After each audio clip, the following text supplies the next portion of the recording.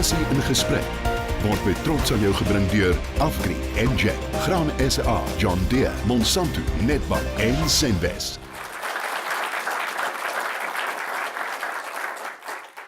Welkom by Nasie in gesprek. Ek is Theo Forster. Ons is hier van die Nampo Oesdag. Onthou ons om ons te volg op Twitter by Nation Converse, of julle kan die toepassing of die app soos in Engels is aflaai, die Nasie in gesprek. Daar kan julle sien presies wat die program is, wat wanneer gedoen word en ook van hierdie debatte lewendig volg. Gaan gerus na die webbladsy nasieinggesprek.co.za waar ons gereeld verslag doen oor die gesprekke. Nou vandag praat ons spesifiek van die plaas tot die bord. Ons praat oor die volhoubaarheid van voedsel en hoe dit in die waardeketting is. My gaste is François Strydom, hy is die groep uitvoerende hoofbeampte van Senbes Beperk, Kobus Pinaar, die bestuurder Good Business Journey by Woolworths Foods, Kevin Lovell, die uitvoerende hoof van die SA Pluimvee Vereniging en dan Connie Jansen van Vuren, hy is die president van Beefmaster Suid-Afrika. François, ek wil met jou begin. Jy het gespraat dat daar is 55 miljoen mense in Suid-Afrika aan die een kant, daar is die vervaardigers van voedsel en dan gaan hierdie waardeketting in effek deur 'n klomp kleinhandelaars tot dit uiteindelik by die verbruiker uitkom. Maar as jy kyk na die waardeketting in die rol van voedsel, dan baie keer sê mense, maar dit is wat die boer kry en dis wat ek betaal, hoe werk dit? Ja, Theo, ek dink die konsep is, ek het vanmôre 'n wolbaadjie aan. Ek het nie 'n merino skaap aan nie. Tussen die produksie, die primêre produksie en dit wat die verbruiker gebruik. Ek weet in Engels sê mense, it's a vast and complicated world. Daar bestaan waardeketings nie om dowe neute nie. Elkeen in die waardeketting het 'n bepaalde rol en word daar koste toegevoeg, waarde toegevoeg tot die produk op die einde by die produsent of by die verbruiker uitkom. En ek dink mense moet net eers weer daai perspektief stel van hoekom bestaan daar waardeketings en natuurlik lyk hulle baie verskillend wat elke kommoditeit aan betref.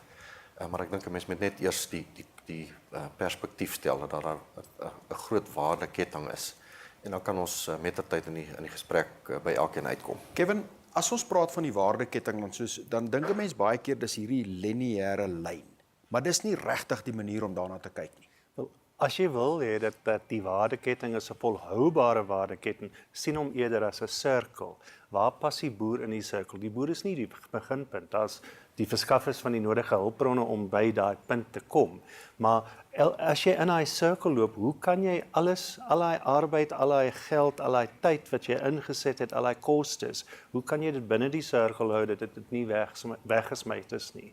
En ek dink ons dink te veel, jy begin by 'n punt en jy eindig by die ander punt, maar die lewe gaan maar aan. So as ons wil 'n waardeketting en ons is 'n baie industrialiseerde of gesofistikeerde bedryf, die hoenderbedryf, hoe verminder ons die mors van hulpbronne in daai stelsel? As mense verkieslik dink aan 'n sirkel as 'n lyn, dan kan ons vra, wat maak jy daar in die proses? Nou in Suid-Afrika en is in baie dele veral van die opkomende wêreld sodat daar's 'n baie groot verskil as jy praat van voedsel en die waardeketting. Aan die een kant gaan dit oor bekostigbare, gesonde kos op 'n bord kry. En aan die ander kant gaan dit oor 'n verbruiker wat spesifiek keuses uitoefen wat en daar sluit ons baie keer in en dis waar ek met Linda met jou gaan praat, Kobus, is wanneer jy byvoorbeeld kyk na julle kliënte by Woolworths, is dit 'n kliënt wat baie meer gestel is op waar die voedsel vandaan kom en 'n baie meer 'n sterker vraagbenadering het. Maar kom ons kom eers by basiese stelsels en die situasie in Suid-Afrika in terme van koste en in terme van wat beskikbaar is waar. Ja, ek dink as mens net kyk die afgelope jaar die basiese styselbron wat in Suid-Afrika gebruik word, mielies, se prys het meer as verdubbel. En 'n mens se persepsie is, natuurlik is daar stygings op verbruikersvlak, wat ons elke dag ondervind wanneer ons voedsel gaan koop. Maar ek dink 'n mens moet nog steeds die relativiteit daarvan oorweeg as jy monitor tussen die energiebronne, wat nou onder andere mieliemeel is, broodmeel of dan brood self, pasta, koring, aardappels, as jy elkeen sy energie-inhoud relatief gaan kyk en die koste op verbruikersvlak, dan sê mense, maar waarskynlik is rys nou die goedkoopste energiebron. En dis nie so nie. Ten spyte van die verdubbeling van prys, is mieliemeel steeds die goedkoopste energiebron. 'n Huisvrou maak nie hierdie som wat ek nou maak nie, maar sy weet dit instinktief. So dis iets wat 'n mens deurentyd moet monitor en ook na die bekostigbaarheid kyk. En 'n mens kan dieselfde dan doen aan die proteïenkant, wat Kevin 'n baie goeie voorbeeld of begrip sal van hê, hoe lyk die bekostigbaarheid van verskillende proteïenbronne relatief tot mekaar. So, op stapelvoedsel is dit mieliemeel, wit mielies wat die mees bekostigbare is, nie teenstaande die droogte, nie teenstaande die prysstygings. Nou, soos enige persoon opbeweeg in hierdie waardeketting of in die welvaartketting, is daar 'n beweging om meer proteïene te begin verbruik en 'n behoefte aan proteïene. Kom ons begin eers by die verbruik van proteïene in Suid-Afrika relatief tot byvoorbeeld, kom ons sê die VSA. Waar staan ons? Die een vraag, en dan wil ek stil staan op watter proteïene van 'n koste-element en van 'n impak-element, hoe lyk daai ketting? Nou, konseptueel, alles wat jy eet, die energie, die stysel of die proteïen of die vet, alles wat jy nodig het, daar's 'n minimum vlak wat jy nodig het om te bestaan. Daar's 'n optimum en 'n maksimum. Die minimum is soos wat almal ken is 'n ADA of in Suid-Afrika sê ons 'n NHW as jy die gebruik. Maar elke persoon kan meer eet. Hoekom wil jy meer eet? In die ontwikkelde wêreld eet mense altyd meer as daai minimum. En as jy dit begin van klein af, het jy baie toe jy volwasse word, jy's eintlik slimmer, jy's sterker, jy kan baie meer doen, jy's beter leierskap. Al hierdie toetse is eintlik in Kenia gedoen waar hulle mense meer gegee het en gesien met die kinders wat gebeur. So daar's 'n volume aspek en dan's daar 'n tipe van dieet aspek. So as die mense ryker word, gaan hulle nie net na meer proteïen, maar hulle ook verander van hulle stysel. So die invoere van rys gaan maar so op. Is nog duurder as mieliemeel. Die gebruik van koring in verskillende vorm, nie net in brood, gaan ook nou baie oop. So jy praat van 'n verandering van dieet wat ons in die proteïenketting ook baie uitbaat. So ons huidiglik ons diereproteïeninname is so 60-65% van die VSA wat die hoogste ter wêreld is. Nou ek sê nie dis 'n mikpunt, want dis ook Donald Trump, maar ons gaan kyk na somewhere tussen waar ons nou is en Donald. En in terme van proteïene, kom ons vat in julle geval spesifiek pluimvee relatief tot ander forme van proteïene. Wel, jy moet dink aan die voedingswaarde, dis die energiewaarde wat Frans van gepraat het en die koste. So die goedkoopste diereproteïen wat 'n Suid-Afrikaner kan koop is eiers. Die beste kwaliteit proteïen wat 'n Suid-Afrikaner gaan koop as jy kyk na die biologiese waarde van daai proteïen en hoe verteerbaar dit is binne 'n mens, is ook weer eiers. Maar meestal mense as hulle honger is, dink hulle steak, nie van 'n eier nie. So die goedkoopste vleissoorte is pluimvee, dan varkvleis, dan beesvleis. Maar dit gee nie vir jou die hele prentjie nie, want binne in 'n beeskarkas is daar ook baie lae waardeprodukte wat ook hoë proteïen is, net dat baie mense wil nie daai produkte eet, maar die armes is heeltemal bereid om so. So prys is nie die enigste ding. Wat is die voedingswaarde van dit wat jy kan uit 'n karkas kry? Uit die pluimvee van die lewende magse, so 72% is wat word 'n karkas, wat almal sou nou ken as vleis. Van 'n ander 28% is net oor die 20% is aan mense ook verkoop. Maar jy sien dit nie eintlik in Kobus se winkels nie. Maar so proteïen, ons gebruik ons mors nie baie nie. Ons aan die ander woorde 8% is nie die mense gebruik en dit is eintlik in kattekos en hondekos ingesit. So daar's min gemors. Dis die sirkelkonsep. Connie, baie mense, en ek is seker een van hulle wat glo beesvleis dis mos kos. Waar sit julle in hierdie waardeketting op hierdie stadium? Die rooi vleis op hierdie stadium ons is baie bevoordeel. Die pryse is nog nie heeltemal reg nie, maar mens kan sien dat die Suid-Afrikaanse koper ook 'n bietjie meer wella word en dat daar's 'n groot aanvraag na rooi vleis en veral na die beter snitte van rooi vleis. Die beter snitte word al hoe meer gesog omdat daar 'n bietjie meer geld is om te spandeer op die beter snitte. Daar's natuurlik, ek meen die groot gros van Suid-Afrikaners koop tog maar die voorkwart en die maalvleis en die goedkoper snitte, maar ons het dit ook nodig. So. Die effek van die droogte op julle? Die effek van die droogte, dis nog nie in die mark nie. Ek persoonlik voel die droogte is nog nie in die mark nie. Daar's nog te veel aandeel wat geslag word op hierdie stadium. As ons in Augustus maand kom of in September maand wat die nuwe seisoen gaan begin en die boere besef maar die aandeel is nou klaar, dan dink ek gaan die verbruiker die effek van die droogte eers begin voel. Dis nog nie verdiskonteer in die mark nie. Die droogte gaan dalk eers September, Oktober maand, gaan die droogte die rooi vleis koper begin affekteer. Ek dink 'n belangrike aspek van die rooi vleis is dat veral in die intensiewe produksie eenheid die voerkrale waarvan 'n groot gedeelte met meer as 80% van die hoë graad vleis word in voerkrale geproduseer. En met die verswakking van die rand is van daai snitte word uitgevoer. So ons is 'n netto invoerder van rooi vleis. En dit is wat Connie van praat op hierdie stadium laer kwaliteit wat as gevolg van droogte in die mark inkom. In die mark 'n bietjie vloed in die prys afhou, maar 'n klomp van ons hoë kwaliteit produkte wat ontbeen en versnit op hierdie stadium uitgevoer word. Ja, die droogte het 'n heel ander effek vir ons, want dit is nie op die produksie van die produk, maar die koste van produksie van die produk, want ons gebruik geformuleerde voer.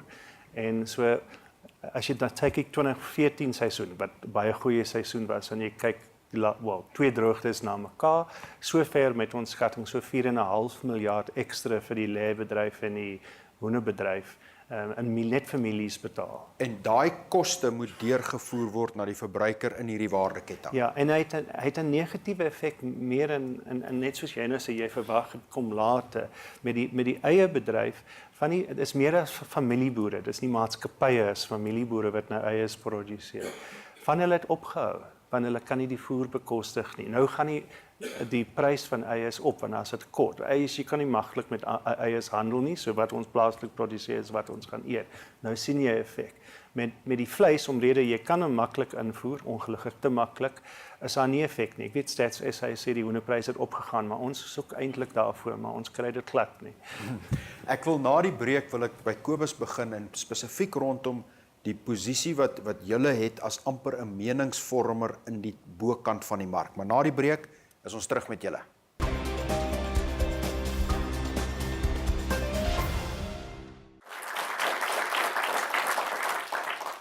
Welkom terug by Nasie in Gesprek.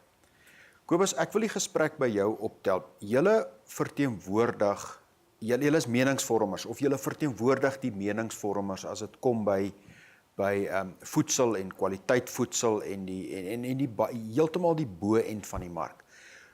Daai trek en daai behoeftes van die verbruiker, tot watter mate word dit teruggevoer in hierdie waardeketting af na die plaas toe? Theo, ons kliënte dring daarop aan. Hulle wil weet, wat is in dit vir hulle nommer 1 van nutriëntewaarde? Is die kos gesond? Is dit veilig om te gebruik? Hulle wil ook weet, wat gebeur met die kos? So die storie agter die kos. Hoe kyk ons produsente na die omgewing? Hoe kyk hulle na hulle mense? Hoe kyk hulle na die welstand van hulle diere? So, en hulle wil weet, en hulle wil nie net hê ons moet die storie vertel nie. Ons moet kan bewys wat ons sê, dat ons die regte ding doen. So hulle is nogal redelik ernstig op dit. Anders beweeg hulle net aan. So as julle nie voldoen aan daai spesifieke vraag nie, dan gaan die kliënt dood eenvoudig iewers anders. Dis 'n heeltemal 'n ander kliënt as 'n kliënt wat 70% byvoorbeeld van sy inkomste aan voedsel voorsien in die kom ons sê in die vertroue daai voedsel gesond gaan wees. Ja, hulle is definitief dit is soos die Engelsman sal sê, hulle demand. En hulle is baie ernstig daarop. Ons het 'n stelsel in die winkels waar kliënte kan op ons stelsel vra aan ons. En die meeste vrae wat uitkom is die kos gesond? Is dit lokaal geproduseer? So, en hoe kyk ons na die omgewing? En betaal ons die mense op die plase en aan die fabrieke genoeg? So hulle is regtig ernstig op dit, sodat die storie agter die kos maak dat hulle goed voel wanneer hulle die kos gebruik.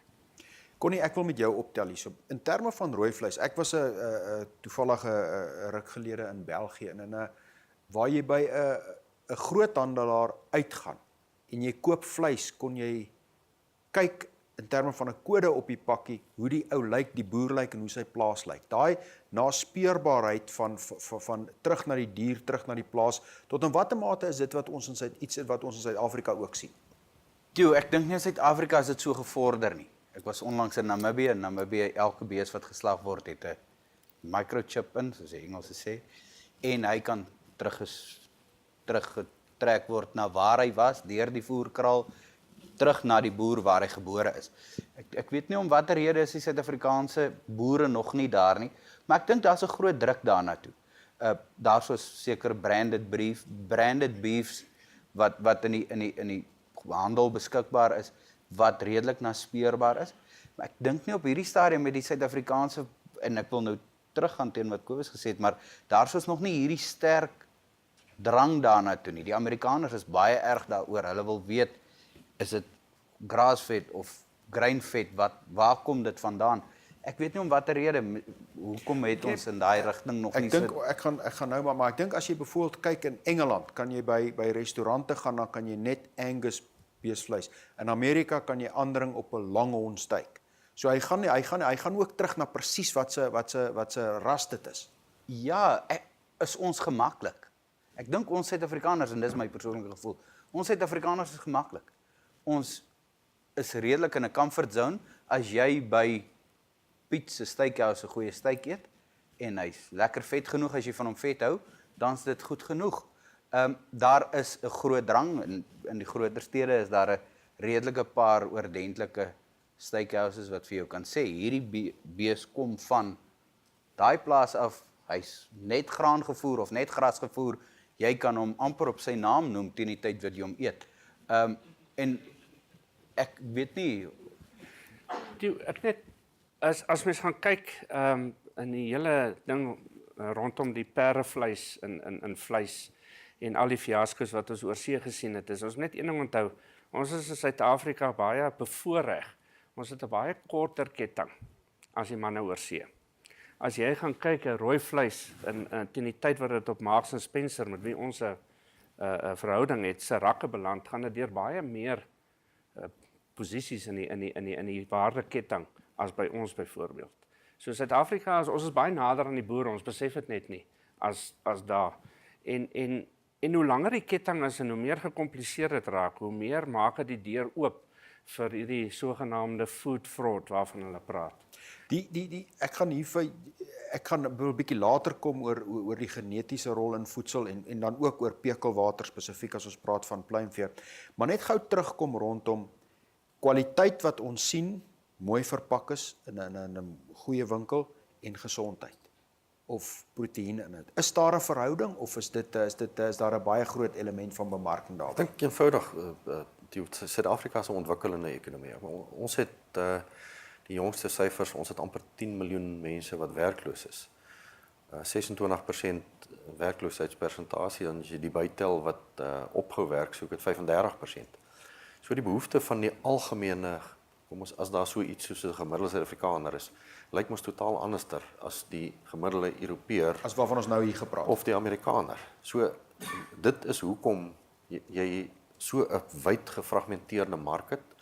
Dit wat Kobus van praat, jy weet as huisvrouens in Constantia hom konfronteer, het hulle klare studie gemaak. Het my nou vertel van byvoorbeeld van arbeye. Hulle het 'n 4 jaar lank studie gedoen oor arbei. Hulle weet presies wat gaan daarin. Hulle koop arbei en stuur dit weg en kyk wat is daar binne-in.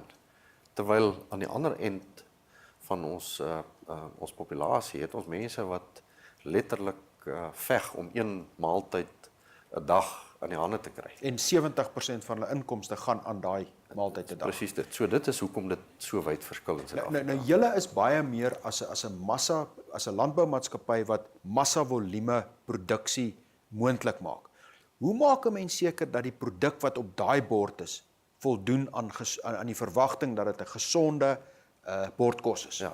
So as 'n mens spesifiek van die graan besigheid praat, ek dink by verre die grootste meerderheid van ons kommersiële boere het 'n etiese ingesteldheid. Suid-Afrikaners is in wese ek dink hulle etiese standaarde is hoog en hulle sal baie goed kyk na die onttrekkingsperiodes, die toedienings vlakke en wanneer hulle grane lewer. Dis die een kant van 'n bloot net 'n morele oogpunt van die produsent af. In die tweede plek toets ons produk, jy weet, verder in die waardeketting op 'n gereelde basis om na mikotoksine ensovoorts te kyk.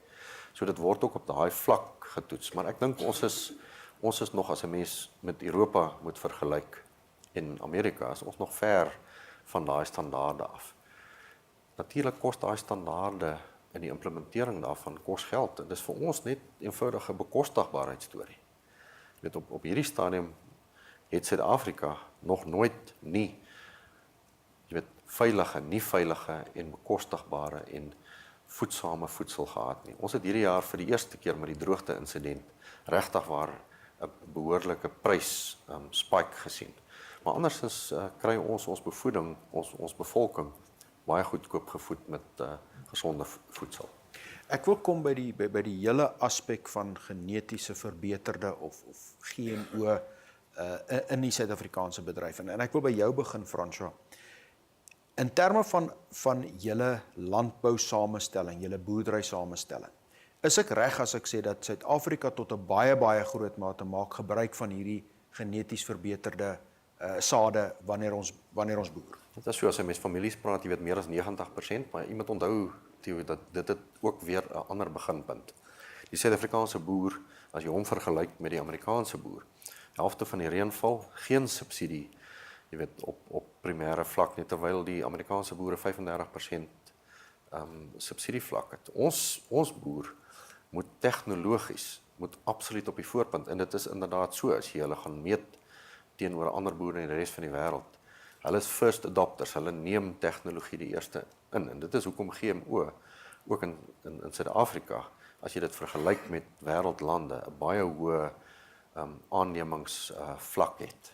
Maar dis nie net GMO nie, dis enige, selfs as jy praat van tegnologie op mekanisasie, op presisieboerdery, as gevolg van die lae marges, moet Suid-Afrikaanse boere alle voordele probeer gebruik vir winsgewende produksie. John Deere sal dit vir jou sê, die beste tegnologieboere sit in Suid-Afrika. Hulle kom leer toepassings wat hulle in Amerika in terme van innovasie mee besig is, kom pas hulle eerste toe in Suid-Afrika. So ons is ver voor wat dit aan betref.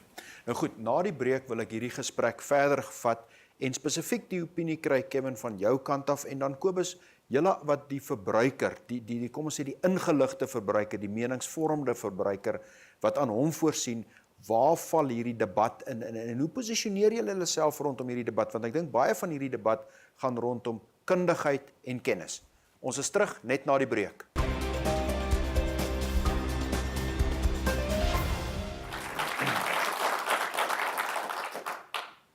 Welkom terug by Nasie in Gesprek. Kevin, ek wil by jou die gesprek verder opneem. En ons het nou gepraat oor gesondheid en die kwaliteit van voedsel en genetiese aanpassings of verbeterde tegnologie wat gebruik word. Jou opinie daaroor?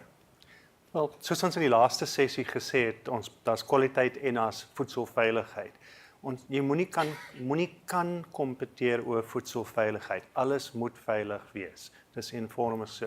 Dus jy's of swanger of half swanger. Miskien in daai geval is daar derde klas, jy kan besig wees om te oefen. Maar in hierdie geval vir kos is of veilig of is nie veilig nie. Maar elke produsent, elke kleinhandelaar kan ook kwaliteit, kan hulle teen mekaar kompeteer. So konseptueel moet ons verseker wees dat dit wat ons verskaf, of dit nou stysel of proteïen is, aan Suid-Afrikaners is veilig. So as jy kyk na die GMO argument, is dit veilig. Wel konseptueel maak nie saak wat jy vanoggend vir ontbyt geëet het. Ek het jou nie eintlik nou vooraf gevra nie, maar weet nie wat jy geëet het, maar jy gaan nie 'n tamatie of 'n eie word nie teen vanaand. Ek beloof, want dis hoe die verteringsproses werk. Hierdie was op 'n stadium hout, uit dieselfde DNA en is hierso. Miskien dis 'n connection, nee. Maar die punt is dat dis nie die DNA met die verandering, want die nuutste GMO veranderinge sit jy nie ander genetiese materiaal by. Jy verander net die genetiese materiaal wat huidiglik binne die persoon of die plant of wat ook al of die dier is. So is dit veilig? Ja, dit is veilig. Is mense nog daarvoor bang? Ja. So wat moet jy daarmee maak? Jy moet aanvaar dat met die verteringsproses, dit gaan jou nie affekteer, maar as dit jou pla, moet jy kan 'n stelsel hê wat sê, hierdie was sonder GMO geproduseer. In ons bedryf is daar baie mense, nie so baie nie, maar is genoegsame mense wat soek 'n heeltemal plantgebaseerde dieet vir hoenders. 'n Wille hoender eet so meer as 50% van sy dieet is diereproteïen. Maar hulle soek dit so, dan moet ons dit so kan maak, moet jy 'n stelsel hê wat sê, dis 100% so. Die stelsel wat die staat het vir GMO sê, kan tot 5% in hê. Nou, dis 'n non-issue, want as jy hou nie daarvan nie, moet dit sê contain 0, want en jy moet 'n stelsel hê, en ek dink dis wat julle in Woolworths se stelsel het, wat kan sê, ons het daai produk het nie. Maar dis nie 'n voedselveiligheidsissue, dit word eintlik 'n kwaliteitsissue. Ek weet nie of jy ry 'n Duitse motor, maar jy kan seker ook 'n Chinese een ry, en jammer vir die Chinese wat nou luister, of kyk, maar almal dink Chinese motors is slegter in kwaliteit as Duitse motors. Ons glo dat die SABS seker gemaak dat Chinese en Duitse motors albei veilig is om in te ry. Is daar baie waninligting wat versprei word oor hierdie onderwerp? Natuurlik, want waninligting is magtige inligting. Die punt is om oor iets te verstaan, moet jy werk aan doen. En meestal van ons is lui.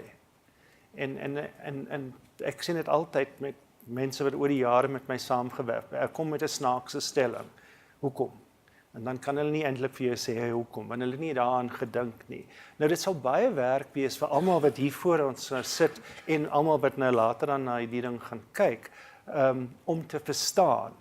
So wat kan jy doen? Daar's 'n komitee met die naam van Codex Alimentarius, dis Latyn, so hoekom nie te vertaal nie. En dis 'n komitee van die Wêreldgesondheidsorganisasie en die Food and Agricultural Organisasie van die Verenigde Volke. Hulle sit saam en hulle stel die reëls van wat is veilig vir mense oor allerlei goed.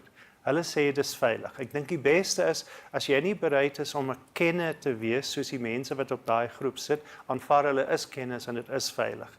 As jy dink is nog nie reg nie, dan miskien kan jy gaan swart. Julle, Kobus, bedien verbruikers wat verskeie opinies hieroor het. Wat is julle opinie en hoe benader julle dit? Theo, ons het so 'n paar jaar gelede het ons so deur hierdie oefening gegaan en ons het met ons kliëntebasis in kontak gekom. En soos Kevin sê, is dat ons moet aanvaar dit is gesond. Ons moet aanvaar dit is. Ons kliënte ongelukkig hou nie daarvan nie aanvaar nie. Jy moet kan bewys, bo alle twyfel kan bewys. So ons het die standpunt ingeneem dat slegste scenario sal ons sê op 'n produk aandui dat dit bevat GMO's, sodat die kliënt die keuse kan maak. Ons het ook in die pers gepubliseer dat 'n persverklaring gemaak dat ons sal so ver as moontlik uit GMO's uitbly as wat ons kan. Dit is nie heeltemal moontlik om 100% te wees nie, maar ons mik vir 98% van ons kos wat op ons rakke is om uit GMO's te bly, totdat ons kan onderskei bo alle twyfel op 'n wetenskaplike basis tussen die geraas en die feite. So dit is op die oomblik ons standpunt. Maar daar's 'n koste daarin, en as jy dink, ons is in die ontwikkelende wêreld. Ons moet meer kos teen 'n lae prys vir meer mense kan verskaf. So die meerderheid van opinie sê dit is veilig. So ons moenie teen dit wees as 'n land. En kyk, daar's nie GMO hoenders nie, so ek praat oor konsep nie oor 'n hoender nie. En daar's snaakse hoenders miskien, maar hulle is nie GMO nie. en so die belangrike punt is, moenie outomaties konsepte wat pas by die ontwikkelde wêreld hiernatoe oordra nie. Ons moet meer produseer, ons moet die risiko van produksie verminder, ons moet die koste van produksie verlaag. En GMO tegnologie laat dit toe. En daar's natuurlik ander tegnologiese middels en tegniek goed wat jy kan gebruik, wat ook al 3 van daai dinge sal verbeter vir ons omstandighede. As jy dink waar baie van die teenstand teen die konsep kom van Europa af. Nou iemand het my so 2 jaar gelede gesê dat Europa is effektief die wêreld se grootste ouertehuis. Want as hulle wil nie verander nie, hulle wil Europa hou soos wat hy nou is. Hulle het 'n konsep van wat dit beteken om European te wees. En hulle wil dit bou. Ons wil anders wees. Dis die hele storie van die ontwikkelende wêreld. Hierdie is 'n tegniek wat dit kan help. In julle geval, Connie, die rol van tegnologie en verbetering en hierdie tipe, waar pas dit in julle bedryf? Toe gelukkig 'n bees is 'n bees. Tegnologies kan jy aan 'n bees niks verander nie. Soos Kevin gesê het, daar is nie GMO beeste nie. Maar ons is gelukkig daarom daar dat ons nou ook in die presisieboerdery tot met die beeste en die skape ingaan en al die tegnologie maar probeer infiltreer en bysit om soveel as moontlik, so goedkoop as moontlik proteïen te produseer vir die ontwikkelende wêreld waarin ons bly. Maar ons moet kompeteer met 'n klomp ander proteïene en goed in die omgewing. So ons moet dit so goedkoop as moontlik, so goed as moontlik probeer produseer. Theo, ek dink dis twee goeders, dis 'n kulturele aspek en dis 'n bekostigbaarheidsaspek as 'n mens oor hierdie konsepte begin praat. Bekostigbaarheid het ons verwys na, weet die wye spektrum van inkomste. Ons is waarskynlik die land in die wêreld wat die grootste verskille tussen arm en ryk. En dit word weerspieël in die voedsel wat ons moet produseer. Tweede ding gaan oor kulturele aspekte. Wit mielies wat ons stapelvoedsel is. Dit kyk bo oor al hierdie konsepte. Ek het in die beleidskomitee van die Reserwebank moes ons gaan praat 'n rukkie terug. En dit was interessant hoe die Suid-Afrikaners gereageer het, ekonome rondom kulturele aspek, die hele verdubbeling van voedselpryse was natuurlik vir die Reserwebank bepalend om ook hulle beleidsraamwerk te stel. Maar wanneer jy praat oor daai goeders, het die governor van die Reserwebank daar gesê, maar hier's 'n kulturele ding. Ons mense eet mieliepap en hulle eet wit mieliepap. Jy sal onthou in 92 was daai geforseerde inmeng van geel mielies. En die kliënt, die verbruiker, het gereageer deur 40% afskaling van produk. Deur minder te eet eerder as die aangepaste produk. Eerder as om die ander produk te eet. En dis die ding waarna Kobus ook verwys. Jy weet, ongeag of GMO op 'n wetenskaplike basis gesond is of ongesond is of gevaarlik is of wat ook al. Sy verbruikerskorp sê vir hom, ons wil dit nie hê nie. En daarom moet hy daaraan voldoen. Dis die produk wat hy moet gee. En sy verbruiker is in die luukse posisie dat hulle baie meer keuses kan uitoefen en alternatiewe kan gebruik as hy nie hulle voldoen, terwyl die persoon waarvan jy praat is baie keer nie in daai posisie om tot in daai mate keuses uit te oefen. Maar hulle het 'n keuse uitgeoefen in 92. Hulle het 'n keuse in 92 toe hulle stapelvoedsel verander het. Ja. Maar hulle is minder of hulle kan hulle ruimte vir keuses is kleiner. Wat 'n groter verpligting plaas op die produsent en die waardeketting om bekostigbare, gesonde voedsel te voorsien. Presies, dit is jou bekostigbare of jou besteedbare inkomste styg, gee dit vir jou keuses. Jy weet wat jy aantrek, waar jy bly, waarheen jy gaan, wat jy eet. Laer af is dit beperkend. Ek moet sê as jy na die Suid-Afrikaanse bevolking kyk in die gemiddelde gesondheidsstatus, daar's ander goeders, jy weet primary health care wat dalk nie in plek is nie, maar uit 'n voedingsoogpunt is daar genoegsame bewys dat wit meel gesonde voedingsbron is. Jy kan net kyk na die hartaanvalsiklusse wat ons het. Dis in daai deel van die bevolking baie laag. Kolonkanker, daar's baie bewyse dat dit daar baie laag is in die hoër inkomste groep. So ons verandering in gebruik wat ons as status beskou is nie noodwendig vir ons gesond nie, maar ek wil net na die breek Kevin, en gaan ek met jou gesels oor hoender, pekelwater en waar hierdie debat heen is. Ons is terug net na die breek.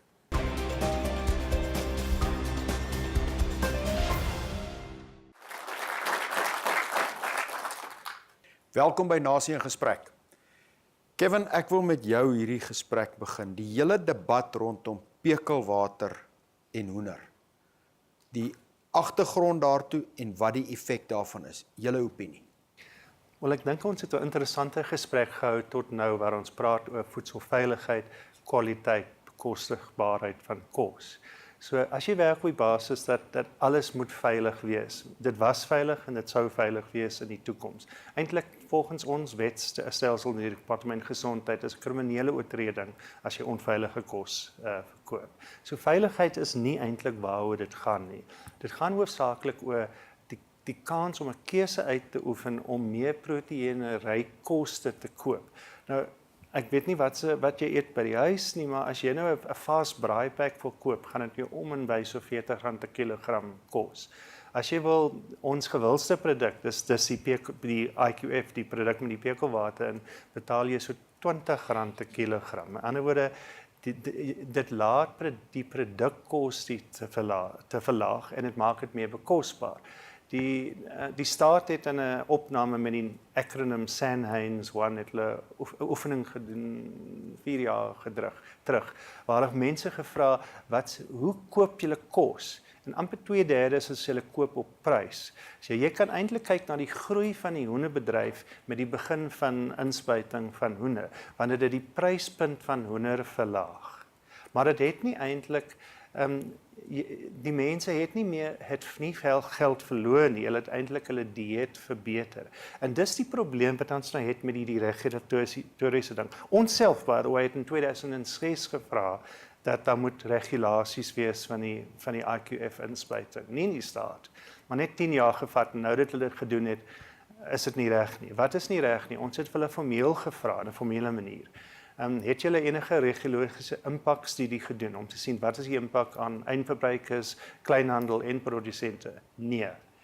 Het julle eintlik die tegnieke wat in die regulasie getoets om te sien of dit wil werk? Nee, nou ons het dit getoets, ons weet dit nie werk nie. So daar's 'n regulasie deur die staat uitgebring wat kan nie werk nie, wat eintlik gaan 'n negatiewe impak wat die staat nie weet wat is, hoeveel negatief dit is.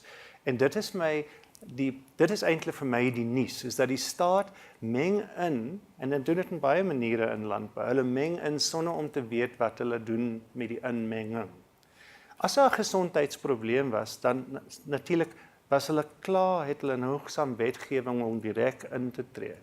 Hulle kon nie eintlik, want daar was nie 'n gesondheidsprobleem. Ons praat nou van sout, en ja, jy kan nie nou jou bees met sout inspuit, behalwe as jy biltong maak, en biltong is lekker, en dis nou. Maar die produk is volgens die Wêreldgesondheidsorganisasie 'n medium soutproduk. So hy het so 1/3 van die soutinvlak of die natriuminhoud van all-bran vleis. Ek weet nie wie van julle dink hulle is gesond en all-bran vanoggend geëet het, en so 40% van die natrium van brood. So hy's baie laag as basiese soort produkte. Hy het ekstra sout in, want jy sout in die water ingesit. En in jou maatskappy, jy maak lekker geld uit rotisserie chickens, is ook nou ingespuit, maar met 'n bottergebaseerde inspuiting. En die van julle wat lemon en herb en peri eet, is ook dieselfde. So mense hou daarvan, dis nie onveilig nie. En nou ons gaan as eindverbruikers nie aanpas, en jy het gepraat in 92 dat eindverbruikers sou nie daai gemengde geel en wit mieliemeel eet, kan ons tussen 1,5 en 2 miljard in die eerste jaar verloor, vir geen goeie rede. Dis die interessante ding. Hoekom moet jy swaar kry as daar nie 'n rede is? Kyk, as ek nou 'n smous van tabak was, is dit miskien nou 'n ander storie, of die van drank, jy weet, maar daar's nie 'n veiligheidsprobleem. En jy dink ook die ondersoek voor die beleid geïmplementeer is, was nie wel deurdag en is nie volledig gedoen nie. Hierdie is meer 'n interessante storie. As ons landbou in Suid-Afrika gaan vorentoe vat, moet ons kan as vennote saam met die verskillende liggame van die staat kan werk. Anders dan gaan ons nooit self verstaan. Nou, landbou in geheel is gewoonlik gesien as deel van die probleem, nie deel van die oplossing nie. Hierdie is 'n spesifieke voorbeeld hoe ons gesien is as die probleem, nie die oplossing nie. Die mense vir wat ook al rede, en ek kan nie nou eintlik vir sê hoekom nie, want ek sal nooit weet, wou nie saam met ons werk nie. Toe ons sê, wel, kan ons vir jou inlig hoe die proses werk? Nee. Kan ons vir jou eintlik idees gee as jy wil navorsing doen om te check, jy weet, wat werk, wat nie werk? Nee. So, hulle was nie, die staat in Suid-Afrika is nie ingelig om saam met bedrywe, nie net landbou, maar bedrywe te werk. En daai vertrouensbreuk sien 'n mens by gereeld, maar kom. Wel, hoe kan jy iemand vertrou wat jy nie ken nie? Jy moet eers laat ken. Matthieu, is die debat nie baie meer elementêr nie. Ek dink nie dit gaan oor sout noodwendig, dit gaan oor water. Dit gaan oor die insluitingspyl van water. Is dit nie die gesprek wat ons moet voer nie? En wat betaal jy vir daai water? Wat betaal jy vir die water? En nie vir die sout. Sout kan ons sy keuse uitoefen. Gepekelde hoeder nie noodwendig die keuse nie, maar so kan nie mense 'n keuse uitoefen. Ons het navorsing by die teikenmark gedoen. En dit sê mooi op die voor van die pak, wat is in die pak, maar so die groot meerderheid het nie eens geweet dit was die praktyk was gedoen nie. Dit sê en al met my swak oë kan ek nog sien, is groot genoeg. Seker so 6-8 mm letters op die pak. En van die wat gesê het dat hulle weet wat dit gedoen is, het net die helfte geweet wat die praktyk werklik was. So die eindverbruiker is definitief nie ingelig met die huidige etikettering, maar dit kan jy net regmaak met beter etikettering en 'n inligtingsprogram. Jy sê vanoggend gesê daar is wol, maar as jy hom oopmaak is daar daai wolmerk.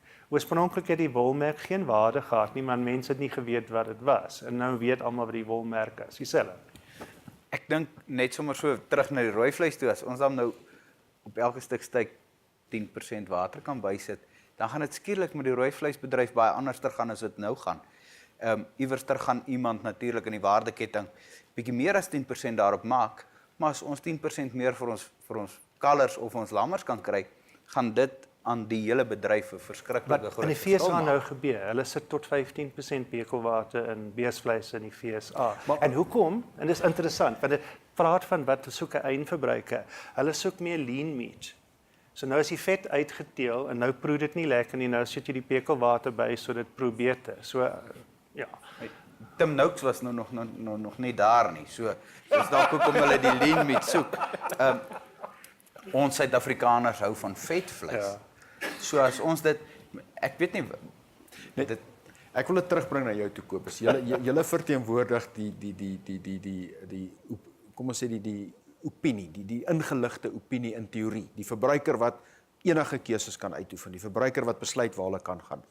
Hoe benader julle hierdie uitdaging? Die belangrike ding hierso is deursigtigheid.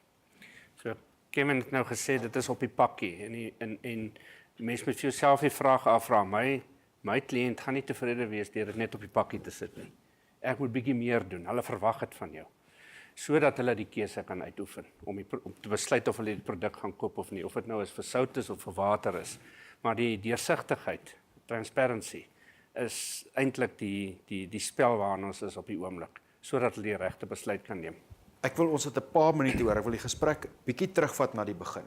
As ons praat van die plaas na die bord, is daar twee dele in die mark. Daar's die volle ingeligte persoon wat keuses kan uitoefen, wat navorsing doen en wat absoluut vryheid het om die keuse te doen. En dan's daar 'n persoon wat die meeste van Suid-Afrikaners is wat 'n gesonde bordkos bekostigbaar op die tafel moet kry. Ek wil begin by jou, François. Julle is baie sterk in hierdie eerste kolom om te probeer om gesonde kos bekostigbaar te kry. Die uitdaging van addisionele verstedeliking, van die populasiegroei in Afrika, van die behoefte aan voedsel, is ons gerad vir daai uitdaging? Ja, ek dink ons is uiters innoverend as jy kyk na die vermoë om 'n kilogram mielies te produseer van 'n boer wat hy nou het teenoor 15 jaar terug. Jy weet dit het verviervoudig. Sy effektiwiteit om vandag 'n kilogram mielies te produseer met beskikbare vog het net dramaties so aan daai kant het die vrye mark het innovering by die primêre produsent, maar ook dwars deur die ketting het dit gebring. Jy weet 'n belangrike aspek is ons witmieliemeulens was almal in die stedelike gebied gewees. Nou is dit die grootte hoeveelheid daarvan is in die produksiegebied, laat ons nie water onnodig rondry nie. Ons produseer mielies, ons maal dit dan ry ons die finale produk terug na die stedelike gebied toe. So die vrye mark, tweedens die Suid-Afrikaanse populasie wat 'n ontwikkelende populasie is en dit verwys na wat Kevin nou gesê het, is innoverend. Ons het baie innovasie en ons kry dit reg eintlik om 'n wonderwerk te laat plaasvind. As jy kyk hoe het die Suid-Afrikaanse voedselketting in die laaste 20 jaar, dis 'n klein wonderwerk wat hier gebeur het in Suid-Afrikaanse terme. Kobus, julle is op die voorpunt van die verbruiker wat kieskeurig is om die woord te gebruik. Oor 3, 4, 5 of 10 jaar, hoe gaan julle moet aanpas by hierdie kieskeurige keuses van 'n verbruiker? Ja, ons kan ongelukkig nie in die toekoms insien nie, maar as mens kyk wat in die laaste 5 jaar gebeur het, die manier hoe ons die benadering tot voedsel en kos gehad het 5 jaar terug teenoor nou, is 'n totale ander wêreld. So dit is 'n baie komplekse deel van die voedselketting waarin ons is en dinge verander vinnig en mens moet vinnig aanpas want behoeftes van jou kliënte verander. So die enigste manier hoe ons daarby gaan byhou is om seker te maak dat ons 'n baie noue band het met ons kliënte, maar eerder belangrik, baie noue band het met ons verskaffers van die kos. Want dis hulle wat eintlik die grootste aanpassing moet maak. Ons is net die tussenganger eintlik. Ons moet daai verbruiker nader aan ons verskaffers kry. En dit is hoe jy gaan aanpas by wat ook al kom. Is die verbruikers, verstaan hulle dat die feit of die produsente verstaan hulle die beginsel dat die verbruiker uiteindelik gaan dikteer wat op die tafel kom? Wel, ek weet wat ons doen en ek kan seker dieselfde vir julle. Ons aanvaar dat mense soos Kobus, hulle weet wat die eindverbruiker wil hê en hulle sê vir ons. So ons beskaf aan hulle behoeftes, nie aan die eindverbruikers behoeftes. En julle 100% net so. François het vroeër in die gesprek gesê, die meeste Suid-Afrikaanse produsente is nie roekeloos nie. Ek dink dan die meeste boere, verskaffers is nie roekeloos nie en sal nie roekelose goed doen om die eindverbruiker te benadeel nie. So, na die tafel. Baie dankie menere, dankie vir die ingeligte gesprek. Volg ons gerus op Twitter by Nation Converse of besoek die webbladsy www.nasiegesprek.co.za. Julle kan ook die toepassing aflaai, die Nasie in Gesprek. Van my kant af Theo Forster, goeiedag. The world is changing today. The world is changing in every way. Let's stand together, put our hands together, join hands forever. We're making it better. No matter where you are, you could be near or far away. We're